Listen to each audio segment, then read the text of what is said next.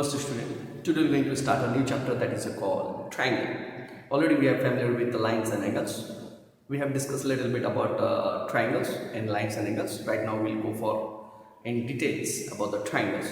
So before starting triangles, congruent triangles, first let's try to understand what is the meaning of triangle and little part about the triangles.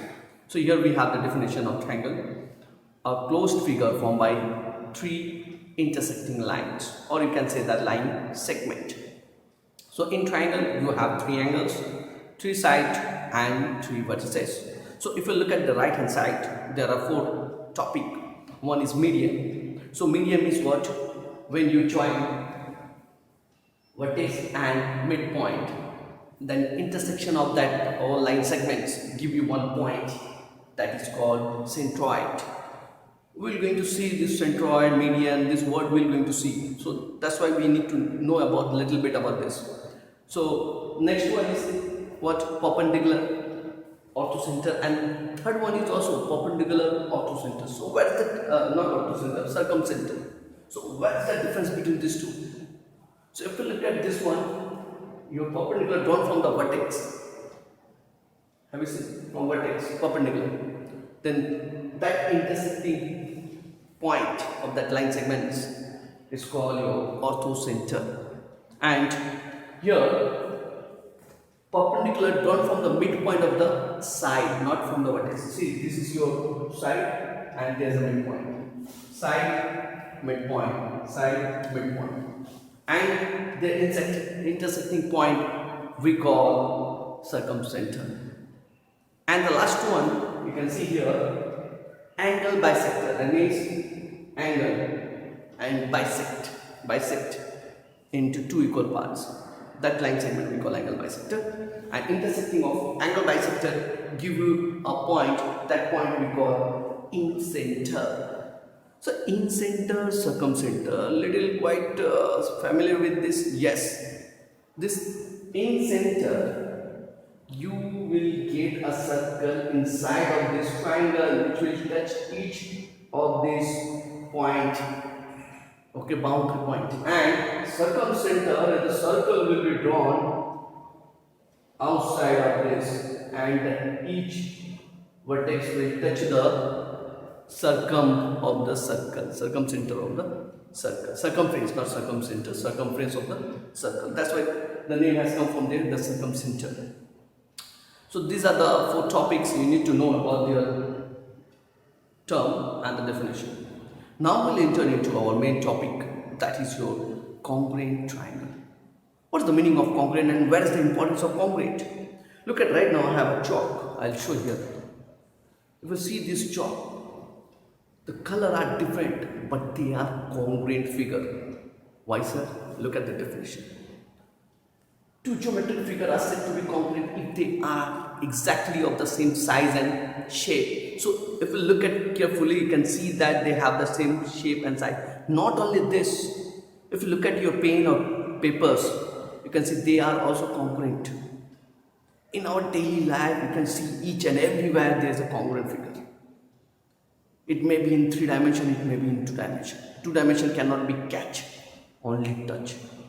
And 3 dimension we can catch and hold. Okay, so right now in our syllabus only we have triangle, but before entering into the triangle there are few congruent figures which we need to know about them, like line segment. Two line segments are said to be congruent when their length are equal. Two angles are said to be congruent when their angles are equal. Two squares are said to be congruent if their sides are equal. If only one side, because in the square all sides are equal, so that's why if you take a side, it is. And two circles are equal if their radii are equal. So radii of a circle are equal. Check one radius, then check it. Their measure are equal or not. Okay. And what about the condition for triangle? So we're going to see this one in details. So you can see here the symbol we have applied, congruent. Generally the congruent means equal here, have the same exactly shape and size. So why we are not using the equal symbol? Why we are using to differentiate between your geometric figure and algebra equation? That's why we are using this one. Okay, normally, generally. Now we will see the definition of congruent triangles. What is the definition of congruent triangles? The two triangles are said to be congruent if their corresponding sides, means corresponding parts, are equal. That means here we are going to see that what corresponding parts are equal here. Three angles and three sides should be equal. Corresponding. So what is the meaning of corresponding here? We're going to see in details now. We'll draw the diagrams and we'll check it. What is the definition exactly? Okay, let's see. We have few definition. Let's see. First, that is congruent segment.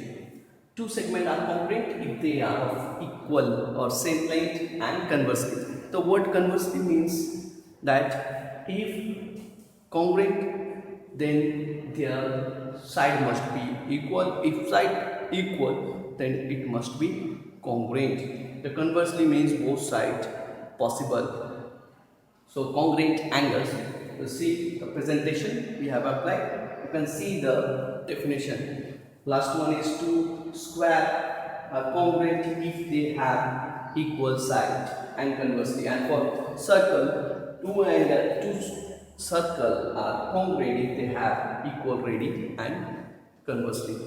So presentation is very much important. Now we'll see the definition of congruent triangle. Okay. Definition says two triangles are said to be congruent if their corresponding angles and corresponding sides are equal. Let's try to understand the meaning of corresponding here.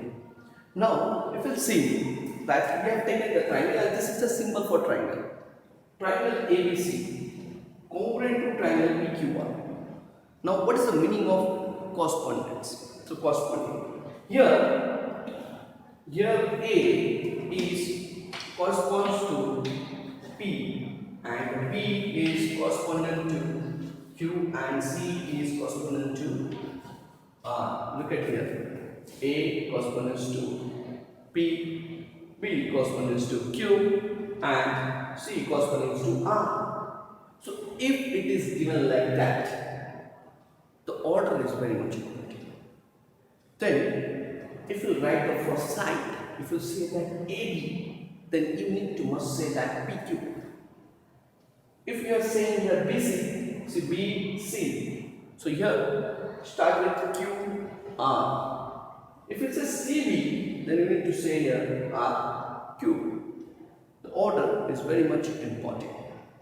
Next, CA, that means RP. Yes, CA equals to PR, but to write the corresponding sides, we need to write like that. But after that, you can change it. Or you need to keep in mind that this means this, if and only if you have this property. That means corresponding angle A must be equal to angle P here, angle B must be equal to angle Q, and angle C must be equal to angle R. If this order, then you need to follow this, and if it is, then you need to follow this. Think this is okay, and you need to change here. If you say here, sir, if I write this part here like R, if you write here R, and if you say here P, is it okay? No, it is not okay. Why, sir? Because look at here, angle A is equals to B, but here it is written angle A equals to what? Angle A equals to P, but it is written here angle A corresponds to angle R, which is totally wrong. So order is very much important. You need to see that one. That's why here they have mentioned their corresponding angles are equal. It is not necessary that your triangle should be in the same direction. It may be in opposite like that, or it will be anywhere. It will not affect your result. Diagram may be in any direction. no problem in that case. Rotation, okay, we can rotate it, but if we rotate properly and keep it on this one, it will coincide with one another. Right now you can see that if we take this one, hold it, and if we keep it here, we cannot do it right now, but if we try to coincide, you can see that it will not coincide. But if we rotate it, we will get the result. That means corresponding part must be equal. And if we arrange according to corresponding path, definitely it will coincide if it is a congruent triangle. So very much important for the this chapter, that order is very much important. Okay, now for this congruency, you need to show that 3 sides and 3 angles equal. Now to prove that 2 triangles are congruent, is it necessary to show that this all 6? No, it is not necessary. Mathematicians have seen and they have taken out few criteria, and that criteria we are going to discuss. What type of criteria? The criteria, there are 4 to 6 criteria. Okay, we'll see that all criteria.